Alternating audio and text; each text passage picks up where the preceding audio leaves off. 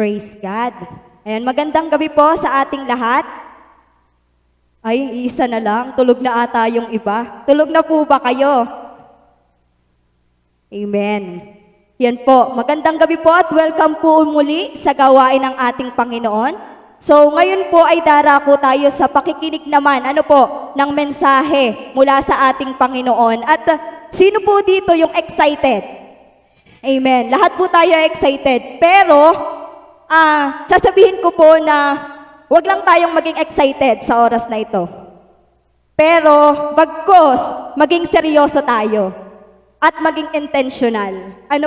Sa bawat makikinig natin.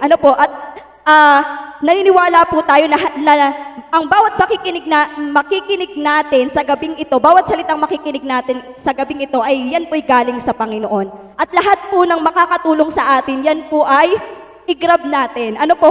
Dahil yan po ay makakatulong sa atin, hindi lang po sa ating pang-araw-araw na buhay, kundi sa paglago natin, sa ating pananampalataya sa Lord. So, hindi ko na po patatagalin. Minsan pa po, pinapaalala ko, maging seryoso at intentional tayo. Sa gabing ito. So, hindi ko na po patatagalin. Tinatawag ko po ang mensahero ng ating Panginoon sa gabing ito, si Brother Mark Anthony Absulio. Palakpakan po natin ang Panginoon sa kanyang buhay. Amen, amen. Praise God. Magandang gabi po.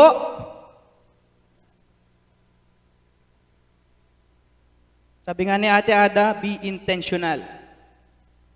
Maging seryoso. Seryoso nga. Ngiti naman dyan. Ayan. So, bago po tayo dumako sa Word of God, tayo po'y manalangin. Yes, God. Hallelujah. Father God, we thank you. We bless your name. Sa oras pong ito, Lord God, na muli kami makakapag-aral ng iyong salita, O Lord God. Dalangin ko po namin, O Diyos, na hindi lang ito basta namin marinig, Panginoon, kundi maipamuhay, maisagawa, at maging seryoso nga kami, Panginoon, Lord God, sa bawat salita mo. Panginoon, we just entrust to you everything. Sa iyo po namin itinitiwala ang lahat at inaangkin po namin ang katagumpayan ng gawain ito. Ito po ang aming dalangin. In Jesus' name we pray. Amen and amen. Palakpan po natin ang Lord. Ayan.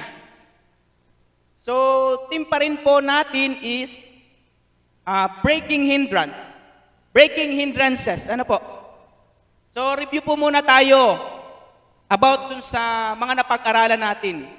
Paki-plus nga po.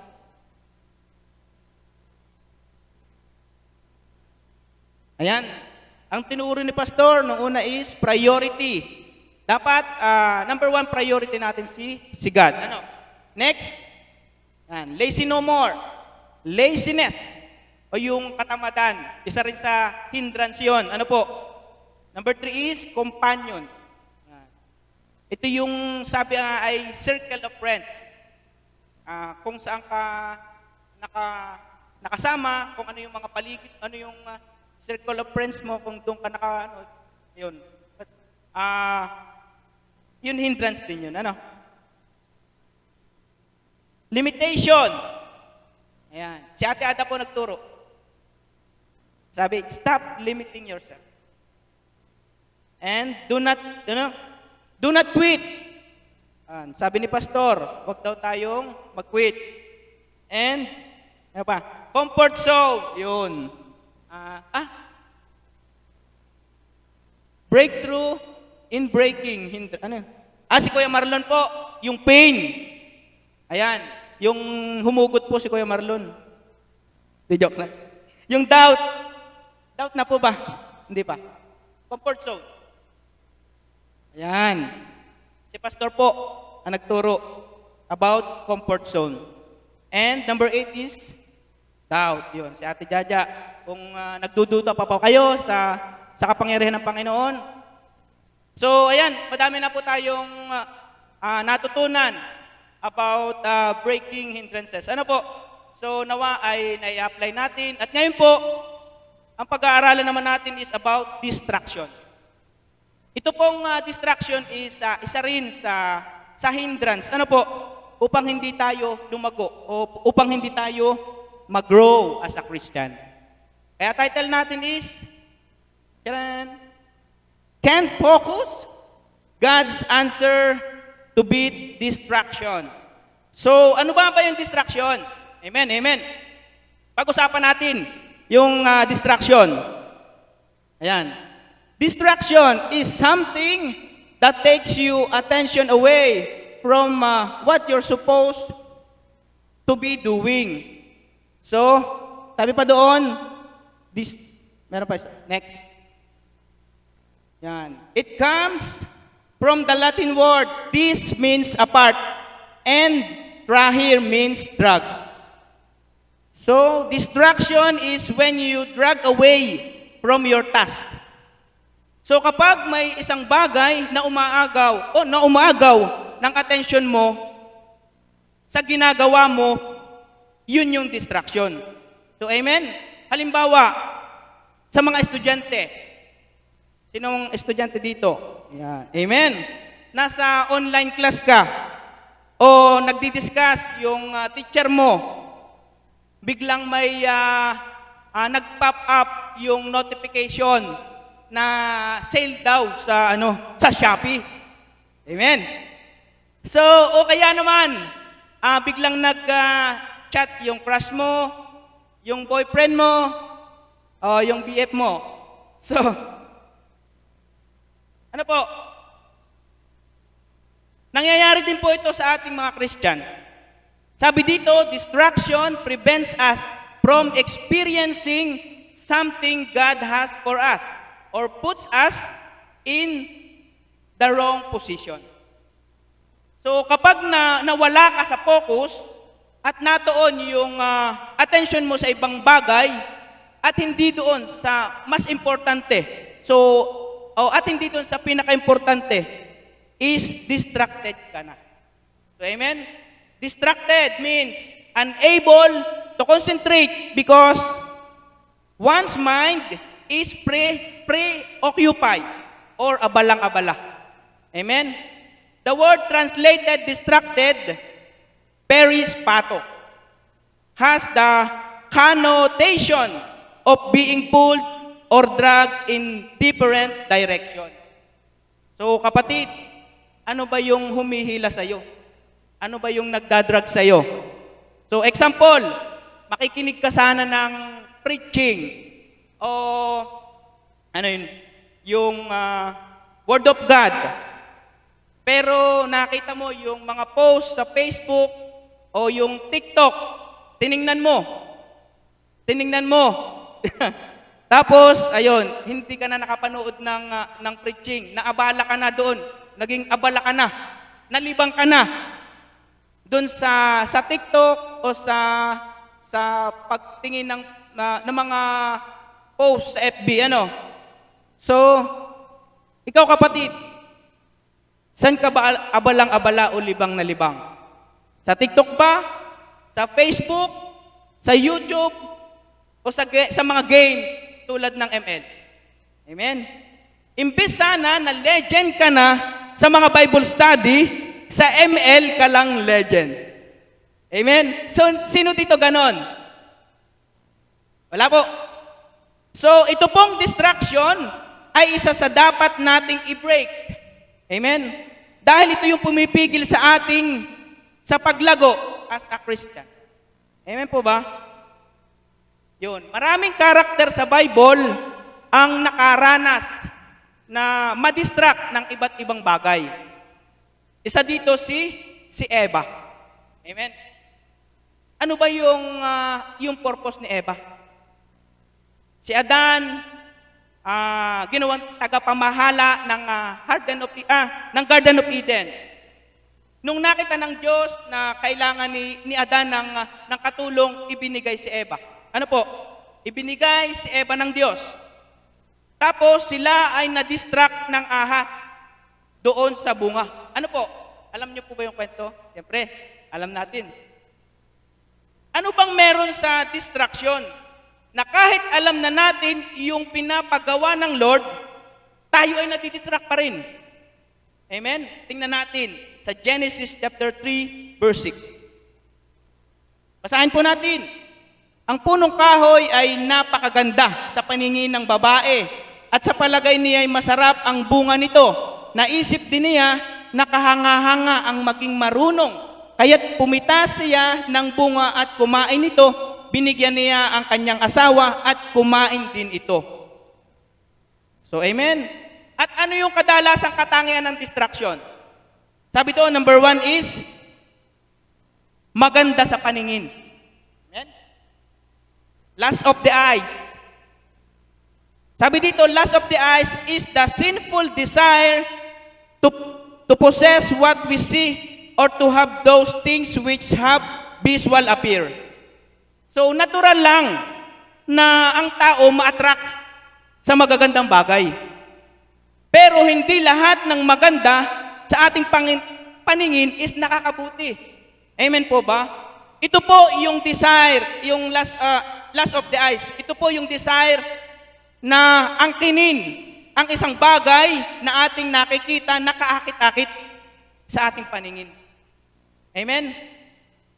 O halimbawa, mga bagay na meron yung ibang tao, like kotse, gusto mo rin magkameron. Bagong bahay, bakit meron sila? Gusto mo rin magkameron. Bagong cellphone, nakita mo yung kaklase mo, bago yung cellphone, napapalitan ko na rin yung akin. Bago. Gusto mo bago rin. Gusto mo kung ano yung meron yung iba, para bang nagkaka-interest ka doon. So, ayun po. Lust of the eyes. Sabi doon, maganda sa paningin. Yun yung katangian ng distraction. And number 2 is, ano pa? Palagay niya masarap kainin or kaakit-akit. Kaakit-akit gawin. Sabi doon, lust of the flesh. Means wanting to gratify our body's desire. Uunahin ng sariling desire at lahat para sa sarili lang, masatisfy lang ang laman. So, andyan yung mga makamundong gawain, like pag-inom, gusto mo masatisfy, ikaw ay malasing, and ayan, isa pang example, yung si David, nung nagkaroon sila ng affair ni Bathsheba, yun, isa rin yun sa lust of the flesh. Kung titingnan natin, ang mga lust na ito ay yung tinatawag na kawalan ng contentment. O di kaya'y hindi kayang i-let go yung mga bagay na makamundo. So, amen? Number 3, sabi dito, naisip din niya, nakahanga-hanga ang maging marunong. Sabi niya, pride of life. Ayan. Sabi dito, pride of life is a sinful temptation for excess greatness or power that we all feel that temptation to attain. Example ng pride. Desiring to get credit or glorify for things that others or God did. So ito yung mga naghahangad ng papuri. Kahit alam natin na ang Diyos lang talaga dapat ang papurihan. Halimbawa, nag-pray ka ng may sakit, gumaling. Ang credit nun is inaangkin ng tao, imbis na sa Diyos. Ano po? Another example is desiring to feel value or more important than others around us. Halimbawa, yung thinking na, hindi naman nila kaya, hindi nila magagawa yan kapag wala ako. Ito yung mga ilan sa example ng pride of life. Nasasabayan niyo po ako? Kaya kahit alam na natin na ang focus natin dapat ay sa Diyos, dahil nga sa katangian ng distraction, ay nadidistract pa rin tayo. Tama po? At ang kaaway ay gumagamit ng isang object para madistract ang isang tao. Kung kay Eva ay bunga, maaring sa atin, yan, yung mga ginagawa natin, pag-TikTok, ML, YouTube, Facebook, at marami pang iba. Ano po? So at dito nabubuo yung desire. Kapag kumagat ka sa desire, distracted ka na. Ibig sabihin, ginusto mo rin yun. Kasi nag-involve ka na o nagpartake ka na. Sabi nga sa Santiago, chapter 1, verse 14, basahin natin. Natutokso ang tao kapag siya'y naaakit at nagpapatangay sa kanyang sariling pagnanasa. Amen? Yung desire na sariling, yung sariling desire. Sabi nga, ang distraction minsan object. Maganda sa paningin, kaakit-akit, at nagkakaroon tayo ng self-interest. Ano po? As a Christian, laging ihahain niya ng kaaway. Ihahain ng kaaway.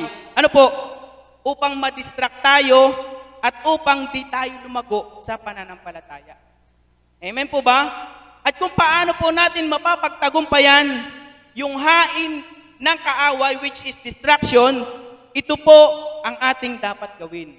Amen po ba? Are you ready? Yes. Pero bago po yun, meron mo muna akong isang tanong. Kung nadidistract ka, ang tanong, born again ka ba talaga? Born again ka ba talaga? Amen? Number 1, ito yung ating dapat gawin. Offer your body as a living sacrifice. In Romans chapter 12, verse 1, basahin natin. Therefore, I urge you, brothers and sisters, in view of God's mercy, to offer your bodies as a living sacrifice, holy and pleasing to God. This is your true and proper worship. Ayan. Pag sinabing living sacrifice, kasama yung desire.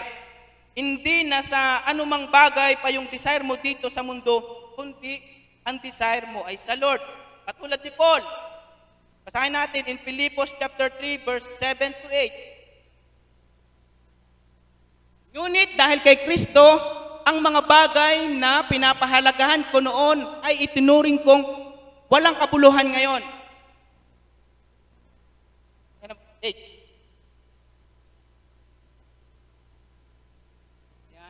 Oo, tinuturing kong walang kabuluhan ang lahat ng bagay bilang kapalit ng lalong mahalaga. Ang pagkakilala kay Kristo Jesus na aking Panginoon, ang lahat ng bagay ay ipinapalagay kong walang kabuluhan at itinuturing kong basura, makamtan ko lamang si Kristo. Wow. So, yun yung desire ni Paul. Ano po? So, na dapat, ay sabi nga sa naka-attach na verse, sa kasunod mga kasunod na ganun dapat ang maging thinking ng isang Kristiyano. So, amen po ba? So, sa realidad, parang ganito. Sa mga magulang, alam naman natin na hindi biro ang maging magulang. Ano po? So, lalo na sa nanay, sabi nga ay sakripisyo. Sabi nga, kailangan mo mag-sacrifice. Kung dati, nabibili mo yung mga gusto mo o yung mga pangangailangan mo sa buhay ngayon, ang inuuna mo is yung pangangailangan ng anak mo, o ano ba yung kanyang kakainin. Kung thinking mo dati para sa sarili mo lang, ang iniisip mo ngayon, paano mapapag-aral yung mga anak mo. So, ganun, hindi mo na iniisip yung sarili mo. Parang si Paul, na sabi, yung lalong mas mahalaga, itinuturing kong walang kabuluhan ang lahat ng bagay, lalong-lalo na, kapalit ng lalong mas mahalaga, which is si Christ. Ano po? Ganon din po tayo bilang Kristiyano. Sabi nga, simula nang tinanggap natin si Jesus Christ sa ating buhay, is hindi na tayo yung masusunod o maghahari sa ating kundi si Jesus Christ. Amen po ba? Sabi nga po sa Galatians chapter 2, verse 20,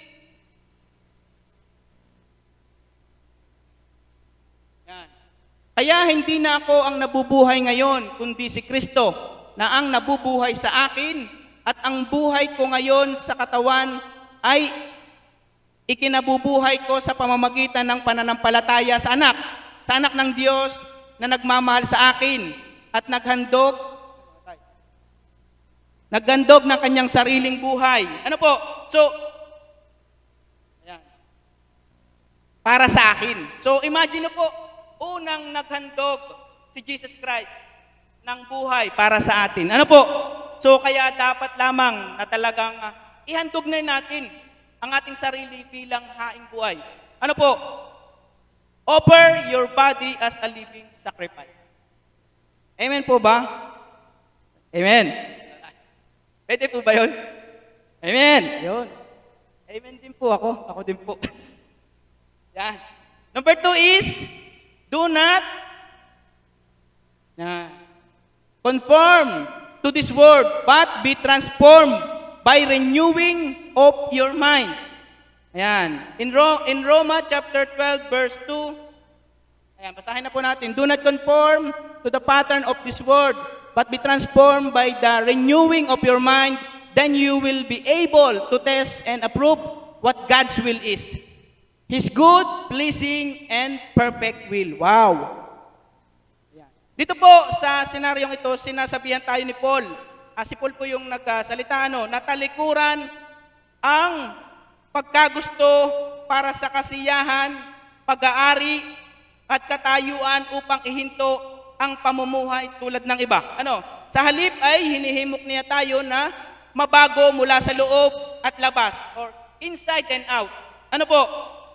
Isinulot din niya ni Paul na dapat nating baguhin kung paano tayo mag-isip upang mabago ang ating isipan at upang masimulan nating maunawaan ang kalooban ng Diyos para sa ating buhay.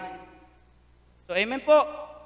So, ang battleground is sa pagitan ng pagsunod sa mundo at ang pagbabago ay nasa loob ng pag-iisip ng mga mananampalataya. Tama po. Sabi dito, Christians must think differently. The problem with many Christians is they live life based on what they see. O yung nakikita dito sa mundo. Ano po? Halimbawa, minsan, nakikiuso tayo, kung anong uso, dapat meron din tayo. Minsan, naghahangad tayo ng mga material na bagay, kahit alam natin na ang lahat ng bagay dito is temporary lang. Ano po? At dahil nga kailangan nating mabuhay sa araw-araw, mas binibigyan natin ng pansin o atensyon yung pagtatrabaho. Kung pagtatrabaho natin, hindi yung Diyos. Ano po? So, amen?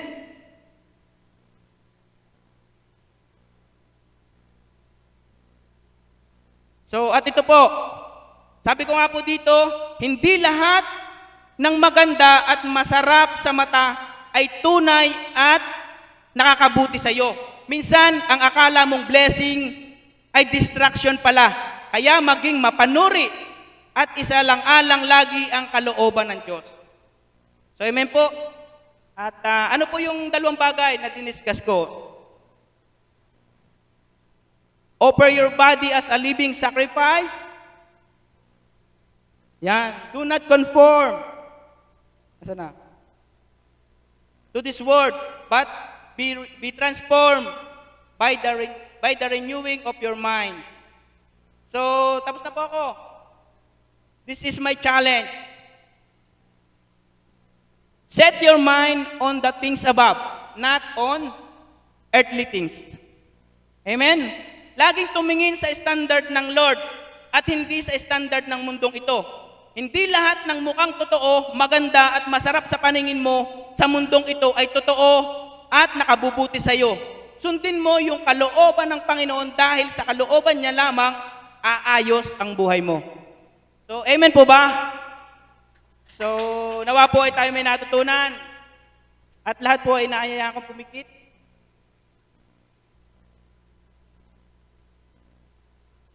Sige po. Tayo po'y manalangin. At sa oras pong ito, alalahanin natin yung mga bagay na nagiging distraction para di tayo lumago. O di tayo makapag-focus sa Panginoon.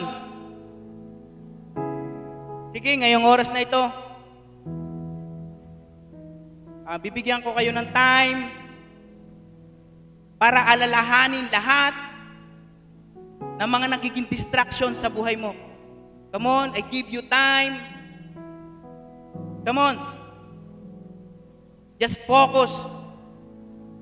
Huwag mong isipin yung karatig mo. Come on. Talk to God. Makipag-usap ka sa Lord right now. Woo! Hallelujah.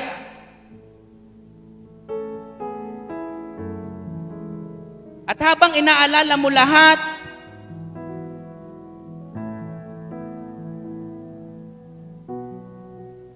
isa-isa mo itong bibitawan ngayon. Woo! Isa-isa mo itong iso-surrender to God, to the Lord. Maniwala ka, kapatid, kapag binitawan mo yon, lalago ka.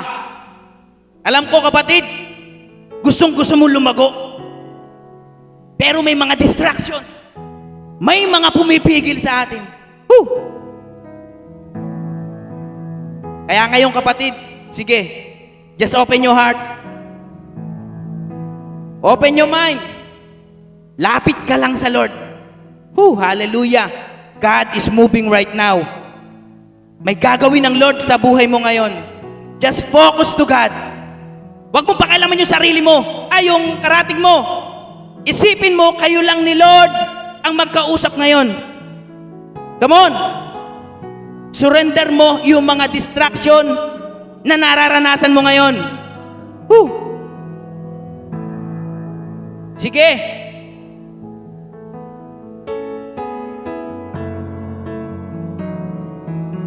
Ano man yan? Problema ba yan? Sitwasyon ba yan? Mga bagay na nakakaakit sa iyo. Lust of the eye, lust of the flesh, pride of life. Come on, kung meron ka nito, isuko mo sa Panginoon. Surrender to God. God is moving right now. Hallelujah, come on. Surrender to Jesus. Kinakausap ka ng Lord ngayon. Kinakato ka ng Lord ngayon. Alam ko may mga bagay na hindi mo pa kayang i-give up sa Lord. But ngayon, right now, just focus. Hinihingi ng Lord yung gusto niyang bitawan sa iyo. Come on.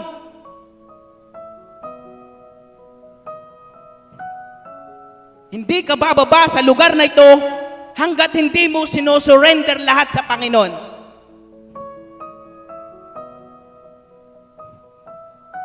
Lahat na nakakadistract sa iyo. Come on, surrender. All to Jesus. Woo. Hallelujah. Come on, desire. Decide to give up. To give to the Lord. Lahat ng mga pumipigil. Lahat ng mga hindrance. Come on. Offer your life to Jesus. Let Him transform. Let Him transform you and be willing na magpabago kay Lord. Hallelujah. Hallelujah. God is moving right now. Feel the presence of God. Kumikilos ang Panginoon ngayon. I know God is moving. Woo. Just surrender. Just focus. Open your heart. Open your mind sa gagawin ng Lord ngayong oras na ito. Inaalis ni Lord lahat ng desire mo sa mundong ito. Sa makamundo na bagay. Sabi niya, anak, sa akin ka mag-focus. Tulungan kita. Tulungan kitang lumago. Just talk to God. Lapit lang sa Panginoon. Thank God. Hallelujah. Whew. Yes, Lord. Kung nahihina ka man, bibigyan ka ng lakas ng Panginoon upang mapagtagumpayan mo lahat ng hain ng kaaway. Hindi ka madidistract. Malalabanan mo ito. Si Lord lang ang may kakayanan nun. Hilingin natin sa Panginoon. Obey God. Read His Word. Makinig sa bawat salita na gusto niyo iparating. Come on, be ready. May gagawin ang Lord sa buhay mo ngayon right now. Hallelujah. And if you're ready, and if you're willing na i-give up lahat, kahit alam na alam natin, yung katuruan ng Panginoon, nadidistract pa rin tayo. That because yung desire natin sa mundo. Come on, if you're ready to give up the desire of this world, come on. Pwede ba tumayo ka? Hallelujah, come on. And if you're willing na lumago, come on, hallelujah. Mag-decide ka ngayon. Nasa sa atin din yung paglago. Kung hindi natin bibitawan yung mga bagay na pumipigil sa atin para lumago tayo. Come on, right now, lapit sa Lord. Talk to God, talk to Jesus. Hallelujah, hallelujah. Thank you for your glory, O God. Lord, wala kaming ibang nais, kundi ang maranasan ka. Like Paul, Panginoon, lahat ng mga bagay dito sa mundo ay tinuturing namin basura. Walang kabuluhan kung wala ka, O God. Lord God, Lord, maraming salamat sa buhay ng bawat isa na nag-desire upang mas lalo pang lumago, upang bitawan ang mga distraction right now sa kanilang buhay. Father God, I declare blessings upon blessings, Panginoon. Ito ay blessings, yung bitawan, yung lahat ng mga pumipigil sa Kanya. Lord, salamat po, O Diyos. Bless is every one of us, Panginoon, na naririto, na nagsuko ng buhay para sa iyo.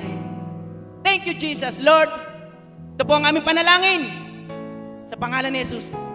In Jesus' name we pray. Amen and amen. Palakpan po natin ang Lord.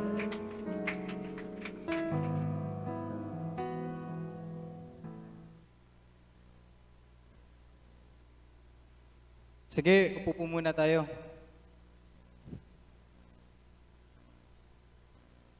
Sino pong natuto ngayong gabi? Tayo po'y magkakaroon ng Santa Cena. But ito po yung gusto kong iwan na tanong sa atin. Sabi kanina, attraction, ito yung mga tumatak sa akin. Attraction, sometimes attraction is yung nagiging distraction. Okay? At ito yung iiwan kong tanong sa ating lahat. Sabi kanina, the distraction, it has something to do with our desire. Tama? Ito ang iwan kong tanong. Born again ba yung desire mo? Kung tayo, sinasabi natin born again tayo. Pero yung desire mo, born again ba? Pag-isipan nyo mabuti pag uwi nyo, ha? Okay, sige, pwede pang ipa-ano natin yung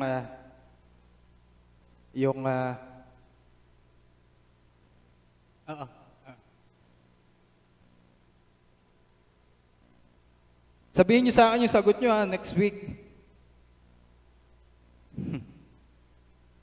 PM nyo na lang po.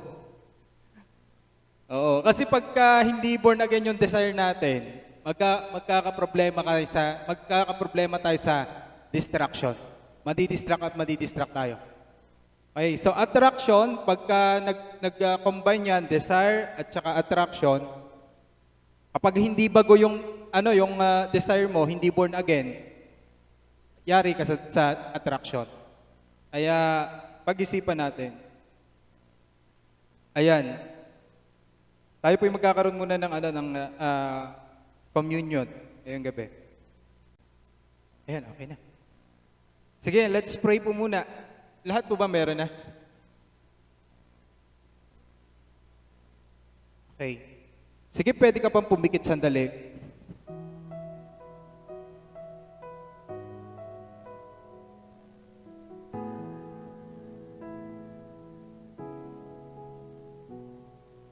At pwede bang alalahanin mo yung ginawa ng Diyos para sa kasalanan mo? Sa kasalanan natin.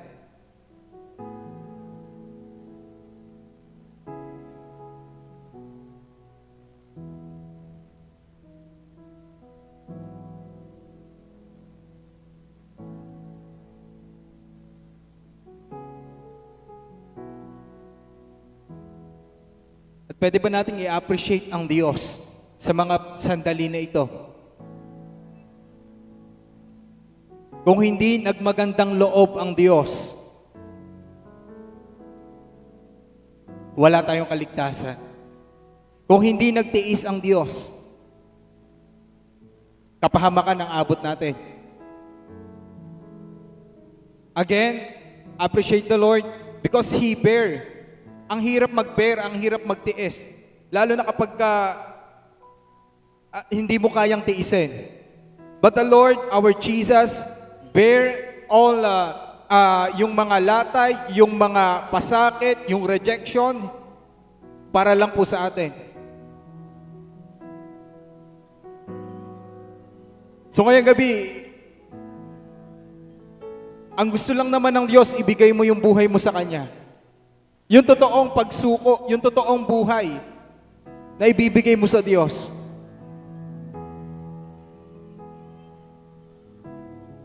At pag binigay mo ang buhay mo sa Diyos, yung ginawa niya sa cross may kabuluhan na.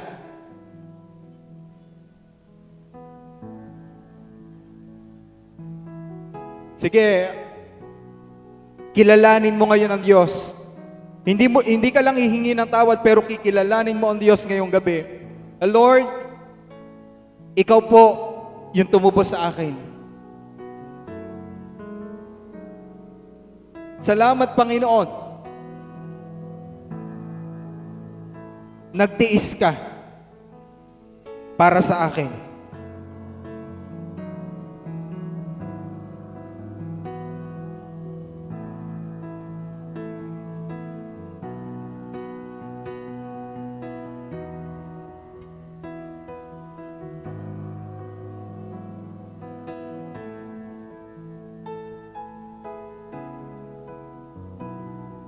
Pwede ba ngayon tumayo ka sa harapan po ng Diyos?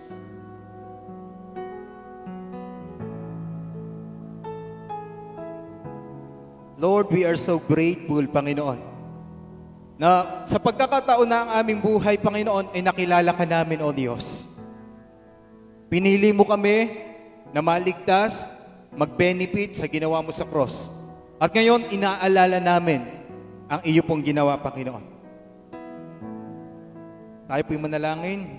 Aming Diyos, sa iyo ang kapurihan, Panginoon. Ang buhay na ito ay kulang pa para lamang suklian yung iyo pong regalo, O Diyos. Kaya, Panginoon, hayaan mo, Panginoon, na maibigay namin yung pinakamainam para sa iyo, O Diyos. Yes, God.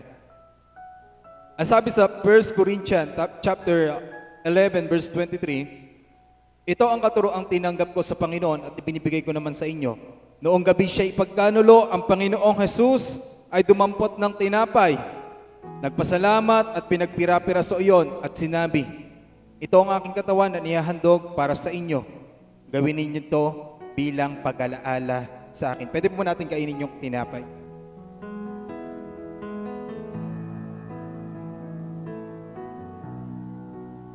Tuloy po. Matapos maghapunan, dumampot din siya ng kopa at sinabi, ang kopang ito ay ang bagong tipan ng Diyos na pinagtibay ng aking dugo. Tuwing iinumin ninyo ito, gawin ninyo bilang pag-alaala sa akin. Sige, sabay-sabay po natin inumin.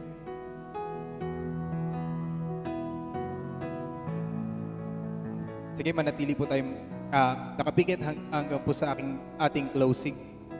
Father God, hindi lang, alam namin, Lord, na hindi lang ito pag-alaala, kundi ito'y deklarasyon, O Diyos.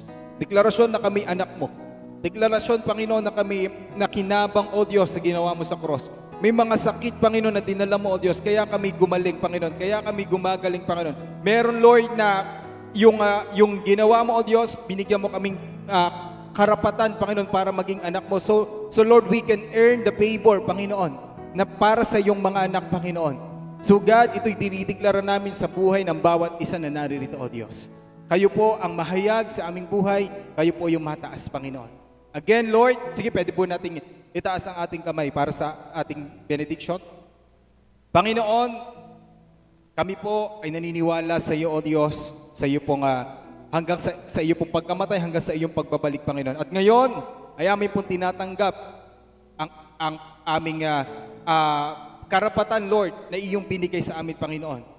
At amin tinatanggap yung kagalingan, amin tinatanggap yung pagpapala mo, O Diyos, aming tinatanggap, Panginoon, yung pabor mo, Panginoon. Lord, meron dito may mga situation sa kanilang buhay, but God, tinatanggap namin yung favor ng pagiging anak mo, O Diyos. In the name of Jesus. Father God, salamat po, pagpalain mo ang bawat isa na naririto, Panginoon. Hayaan mo, Panginoon, na ang iyo pong kapatawaran ay ginagawad ko po sa bawat isa, at ang iyong pag-ibig, Lord, ang iyong kapangyarihan at ang iyong kagalakan, O Diyos. Sa iyo po ang kapurihan, kapasalamatan sa pangalan ni Jesus. Amen. Hallelujah. God bless po.